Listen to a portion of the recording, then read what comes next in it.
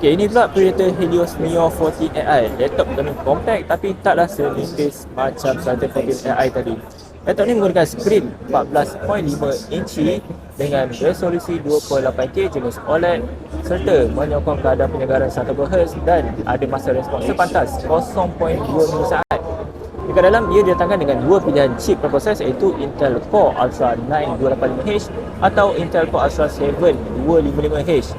Kemudian digandingkan dengan GeForce RTX 5070 ataupun 5060.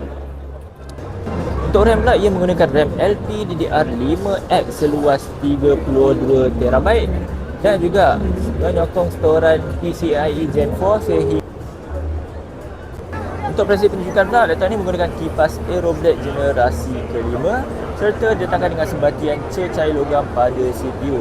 Laptop ini juga didatangkan dengan lampu RGB pada papan kunci serta softcom Wi-Fi 6E dan juga Thunderbolt 4. Untuk bateri, ia menggunakan bateri 76Wh.